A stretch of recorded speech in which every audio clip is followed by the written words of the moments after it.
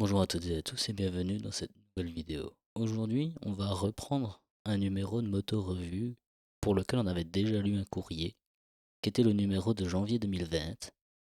Et on va lire cette fois-ci non pas un autre courrier, non pas une réclamation quelconque d'un d'un lecteur, mais bien une chronique qui fait partie de la revue en elle-même, qui s'appelle Vécu, et en l'occurrence qui s'intitule Vécu, une Voxan en Nouvelle-Zélande. Ça a été écrit par Morgane Gauvignon. C'est un petit peu long, mais voilà. Installez-vous confortablement et on est parti. On avait tout révisé après la course de Topo, putain. Jeu, godet, coupelle, calage, toute la district. Il est 21h à Manfield. La nuit est tombée sur la Nouvelle-Zélande, et nos bras aussi. La soupape pétée et coincée dans le conduit d'admission sonne la fin de l'aventure. Pas qu'une Voxan ne soit pas fiable, mais on savait le montage en monoressort sensible, avec ses coupelles en alu. C'est pas possible, merde, on n'a pas traversé la moitié du globe pour tout prendre dans la gueule ici. Manu, le proprio de la moto et mécano au pays des kiwis, se tient la tête à deux mains. Stupeur. On se prend dans les bras, on est triste, triste à crever. Ça dure 10 minutes, pas plus. Tout avait bien fonctionné jusque-là. Trop bien, peut-être. De l'idée folle de faire rouler une Voxan en Nouvelle-Zélande, comme l'avait rêvé Mig, était né un conte incroyable. On m'avait d'abord filé les clés du seul proto de piste Voxan encore existant. Puis j'avais gagné dans un concours de circonstances un aller-retour au bateau pour convoyer la moto, avant que le Voxan Club de France n'apporte la touche finale pour que le projet puisse voir le jour. Moi j'avais eu qu'à envoyer des emails, coordonner un peu la chorale, pendant que Manu redonnait vie à la machine. Bon, d'accord, on sentait bien qu'à un moment, on s'en prendrait une sur le coin du nez, comme dans tout bon projet. Mais je pensais bien qu'on l'avait ramassée sur la première des trois manches, à Topo. Là-bas, on n'avait jamais pu remettre la main sur le mec qui nous avait promis intendance et outils pour ses Suzuki Series. Il allait falloir faire avec la bite et le couteau, sauf que les couteaux, on n'a jamais pu leur faire passer les portiques de l'aéroport. Coup de bol, les organisateurs de ces épreuves, Alan et Julie, avait dû avoir vent de l'histoire et nous avait fait une place dans un box, au chaud. Steve, rencontré au hasard sur un forum, avait sorti une caisse à outils de sa camionnette, remplie d'une clé à molette et de 3 tournevis. Le reste, on est allé le taxer dans le paddock. Ça permet les rencontres, les échanges, bref, de se faire des potes. Et puis, ça avait bien marché cette histoire. Bon, on n'a pas trop compris pourquoi dans notre catégorie Bears, pour British Europeans American Racing, et normalement bicylindre, on devait ferrailler avec la Vox contre des ZX-10R, des RSV4 et des R1. Mais c'était pas grave, on était en train de le faire. On faisait rouler une Voxan la tête en bas, dans l'hémisphère sud. Ça faisait marrer les potes en France, intriguait les spectateurs là-bas. La farce était splendide. Mais c'était pas encore l'objectif. Le rêve du MiG, c'était de faire la course sur route de Van Ganwy, sur le Cemetery Circuit, circuit du cimetière. Un genre de road rash, dans les rues de la ville. Topo, Manfield, on y allait parce qu'on nous y a gentiment invités, et que le pays des kiwis, on y mettrait sûrement les pieds qu'une seule fois dans notre vie, mais on n'aura pas fait le job si on fait pas Cemetery. Les 10 minutes sont passées, silencieuses, le temps de se dire tout ça.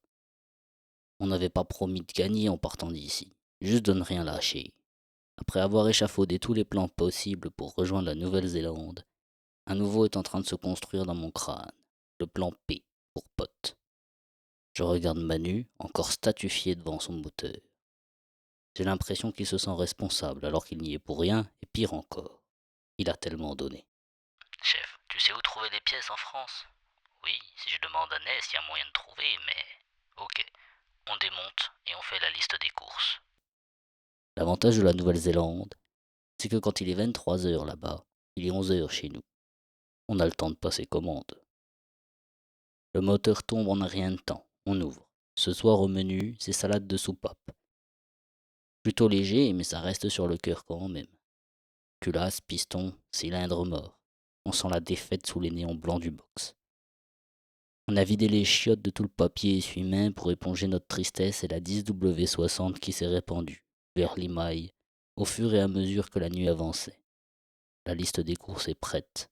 On s'évade du circuit en grimpant au grillage, enfermé à l'intérieur par des vigiles au cadenas facile, et on rentre à pince au bungalow que nous a loué Alan. C'était pas prévu, mais on devait faire un peu pitié, et puis ça change des 4 mètres carrés du van. À l'intérieur, mes enfants dorment, insouciants. Mais Guy Cerise, la peluche de paresseux qui squatte les bras de ma fille, a les yeux grands ouverts. Il est bien fait, ce con, avec ses 2 billes noires qui brillent dans la nuit, son air là et ses bras qui touchent le sol. Au poil près, on doit avoir la même gueule ce soir. Il nous regarde, désespéré, mes idées débiles et moi, avec ma drôle de trace sur la joue gauche. Je me faxe discrètement dans le lit pour ne pas réveiller ma femme, et je m'endors pas, les poings serrés. 6 heures du mat, une sonnerie réveille la troupe. Téléphone. Salut Morgan, c'est Eddie avec la Bimota. J'ai vu qu'il n'y avait plus de moteur dans ta moto. J'aimerais te prêter la mienne pour que tu puisses rouler ici. T'as pas fait tout ce chemin pour rien. Voilà. Ça, ce sont les Néo-Zélandais dans toute leur splendeur. Je décline l'offre poliment, en imaginant le chèque si je te la chiotte, et lui donne rendez-vous un peu plus tard sur le circuit. C'est qu'on a un plan à mettre en place, nous. Bah ouais, parce qu'à défaut d'être les plus beaux ou les plus rapides, on a des idées et surtout des copains. 8 jours pour se faire livrer des pièces de Vauxhall. À 18 000 kilomètres d'une usine qui a fermé ses portes il y a 10 ans. Remonter la moto et faire une course. Tu y crois, toi? Bah nous, on n'a plus que ça. Et Ness. Ness, c'est un pote de Manu. Il habite en Vauxhall. Un chouette pays avec des volcans plus petits qu'ici et des grottes. Des grottes remplies de trésors auvergnats, des culasses, des joints, des soupapes. Ness, il connaît bien les grottes et les caves aussi, paraît-il. Alors, pendant qu'on essayait de dormir, il a pris sa frontale et s'est envoyé le tour du comté. Là-bas, bien sûr, tous étaient déjà au courant de nos déboires. Tout le monde s'est mis à aider. La Vox entraide qu'ils appellent ça.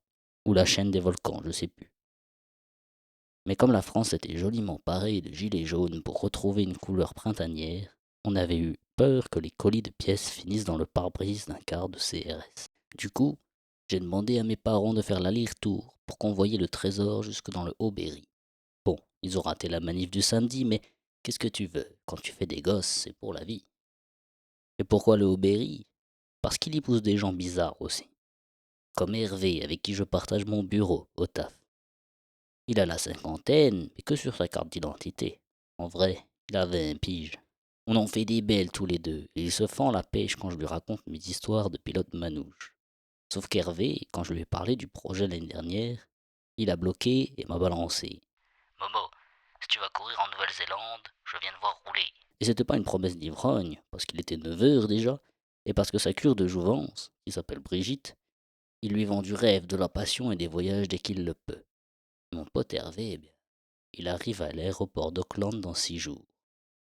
Ce sera donc lui, le dernier maillon de cette chaîne de plusieurs milliers de kilomètres. En attendant, il faut aller ranger notre puzzle dans le box, y trouver quelques solutions.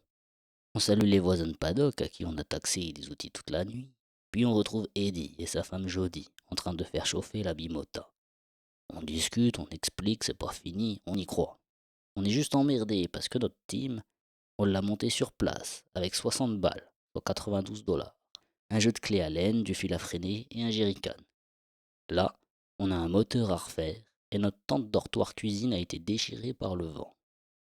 Mais Jodie, c'est la fille de Joe. Ah bon? Pareil que moi, je sais pas qui c'est Joe. Jolette, à Wanganui, il est connu comme le loup blanc. Il a un atelier de réparation moto, véhicule électrique pour impotents et matériel marine. Jody l'appelle et revient. C'est bon, papa vous prête son atelier et ses outils. Il arrive dans l'après-midi avec sa camionnette. Il prendra la moto et elle vous attendra là-bas. Improbable. Impossible. On se regarde avec Manu, scié. On vient de trouver la dernière pièce manquante de notre puzzle de potes. 5 jours à attendre. Retraverse l'île du Nord en s'égarant sur la Forgotten World Highway, sous les fougères arborescentes et sur une plage de sable blanc à Hawaii. On ne peut faire qu'attendre de toute façon. Et puis, j'avais un peu vendu des vacances à ma famille, donc. C'était très beau, mais pas autant que le gros sac noir qu'Hervé tenait dans ses bras ce samedi-là. Un café ensemble, on chope le paquet et on retraverse une nouvelle fois l'île du Nord. À 7 heures le lundi matin, on est devant chez Joe. Il débarque avec sa moustache, son polo sérieux avec son nom dessus et son regard assuré. Il porte un short. C'est le parrain de l'hémisphère sud. La partie commence. 12 heures de casse-tête, sauf pour Manu. Pour lui, c'est simple, il faut juste des outils. Il lui fait pas l'affront de lui demander une revue technique pour tel couple de serrage, hein. Tu lui demandes tout court, il sait. Il change, contrôle, cale. On remet le cœur dans le corps, on rebranche les artères. Même pas inquiet, il appuie sur le bouton noir et Miss Vox en revit. Voilà, une journée normale pour lui. 2 litres de bière russe à 8 degrés pour fêter ça, 3 ou 4 allers-retours sur la moto de course dans la rue le lendemain matin, et nous voilà le 24 décembre. On réveillonne, on noëlise comme on peut avec les pas de moyens du bord, mais Lucie et Gary sont comme des dingues devant le sapin en plastique bonsaï, caché derrière 2 petits paquets. Mon cadeau à moi est arrivé hier, on a tous des étoiles plein les yeux, de l'espoir à revendre, et ça tombe bien. Demain, c'est le 26, soit le Boxing Day. Et comme le dit le panneau à l'entrée de la ville, la route n'est pas un circuit, sauf pour le Boxing Day Van Ganui. 7 heures du mat, 2 cafés, un Red Bull, 9 catégories, 2 séances d'essai et autant de courses par série à caser avant 17 heures. Il faut être bien réveillé. Je le suis, mais pas la moto. Dès qu'elle roule et prend du régime, Miss Voxan s'éteint. On cherche, on gratte, on trouve des pinoches un peu moches dans une cosse. On refait, mais c'est pas ça. Les autres concurrents sont sympas. Il y en a même un qui m'aide au calife en me poussant dans le virage 1 pour que j'aille plus vite. Bon, j'ai failli ranger la moto dans le mur, j'ai mal au bras, mais ça partait d'une bonne intention, quoi. Et puis on y est. Aussi incroyable que cela puisse paraître, la Voxan des copains est au départ de la course. Extinction des feux. Premier virage. Et c'est l'apocalypse. Chute, drapeau rouge. Fin de l'histoire. Pas possible. 1 heure plus tard, l'organisateur relance la course. On a fait mieux, 2 tours. Chute, drapeau rouge. Même histoire. Et la moto coupe toujours à l'accélération. On va pas y arriver, et même si ça repart, je ne suis pas serein du tout, et j'ai peur que la Vox s'arrête en pleine ligne droite, avec un gars dans mon aspi. J'ai toujours détesté les suppositoires. À un moment de l'après-midi, quelqu'un a gueulé dans le micro qu'il était l'heure de notre deuxième course, après un improbable tour de parade sans casque pour tous les pilotes. Sauf que quand j'arrive en pré-grille, il n'y a déjà plus personne. Alors je fonce jusqu'à la ligne de départ où tout le monde m'attend. Pas le temps de stresser, les feux s'éteignent, et c'est notre dernière chance. 200 mètres plus loin, un mec décide de passer par-dessus son ZX6R, un autre de pousser tout le monde dans le fond de l'air fence. Avec un tour d'1,6 km, les commissaires n'auront pas le temps de débarrasser la piste, c'est sûr, et j'attends le drapeau rouge en habitué. Sauf que pas de drapeau rouge. Sauf que c'est maintenant. 13 mois qu'on se prépare pour ce moment, et j'arrive encore à me faire prendre par surprise. C'est maintenant, merde, c'est maintenant. 8 tours à faire pour rejoindre le damier. 8 tours pour aller au bout du rêve du MIG. 8 tours pour les copains. Plus que 2 virages. La moto ne coupe plus, c'est l'interrupteur qui déconne. Manu a fini par trouver. Un virage. Voilà mon pote, c'est fait. C'est bien mon pouce droit qui arrête la machine, après une course effrénée entre les trottoirs et le cimetière de la ville. Je ne peux plus rouler. Je ne vois plus la route. Il pleut sous ma visière. Il pleut les larmes qui ne sont pas tombées le 11 août 2018, quand Mig est parti, parce que le Manx Grand Prix arrivait, que je ne pouvais pas craquer. Il pleut des larmes de reconnaissance, d'hallucination aussi, pour tous ces gens qui ont décidé de rendre possible ce projet. Il pleut des amis, il pleut de l'amour. Depuis le bout du monde où je regarde ce putain de ciel où se cachent les copains. Il est bleu, mais il pleut toujours. On l'a fait. Retour au paddock pour se mettre à l'abri du mauvais temps d'été avec Manu, avec Céline, Lucie et Gary. Mais il pleut toujours. Elle nous attendait dans un coin du hangar qui servait de box, sa bouteille de vin. Un IGP Méditerranée avec des sulfites et une photo de lui dessus, en train de faire une roue arrière. Cette bouteille, c'est la seule chose qui me restait du MIG. Je l'avais cachée dans ma botte pour lui faire traverser le monde sans encombre, me promettant de l'ouvrir une fois la ligne d'arrivée passée, le rêve réalisé. Mais l'héritage du MIG ne se cachait pas dans le vin. Quelques souvenirs et un peu de chaleur, tout au plus. Ce qu'il nous a laissé, c'est cette histoire. Peu importe qui l'a écrite, qui l'a vécue, propulsé par ses rêves, poussé par les copains qui l'embarquaient en direction de Pikes Peak ou de Douglas, Mig ne renonçait jamais. Le portefeuille plus souvent rempli de gratitude que d'argent. Les idées à la con étaient poursuivies par les plans du même nom. Des histoires comme celle-là, il en a vécu des dizaines, par nécessité. Quand sa bécane est restée bloquée en douane et qu'il en a racheté une en casse pour faire Daytona. Ou quand, sans moyen de transport, il a pris sa moto de course pour faire la route depuis son hôtel jusqu'au départ de la course de côte où il avait été invité, en Argentine. Ça nous paraissait exceptionnel, mais pour lui, c'était juste des anecdotes. Il a sacrifié le confort d'une vie normale des années durant pour vivre ses rêves et poiter sa vie de mec simple avec des pépites extraordinaires. Cette histoire est la sienne, à plus d'un titre. Jamais, jamais je n'aurais osé partir avec femme et enfants de l'autre côté de la terre. Jamais je n'aurais mis une cacahuète sur une Vauxhall en course. Jamais je ne me serais dit que ça aurait pu marcher. Mais il y a 15 ans, j'ai croisé la route du MIG, le porteur d'espoir le plus rock'n'roll que cette planète ait jamais porté. Il a été le déclencheur, celui qui m'a montré qu'on pouvait passer sa vie à réunir les bonnes conditions, qu'elle n'arrive jamais, et qu'on se contente le plus souvent de repousser ses rêves jusqu'à ce que tout soit prêt. Un jour, quand j'aurai du temps, quand j'aurai des thunes, quand j'aurai terminé ce truc. Mais c'est sûr, hein, certain.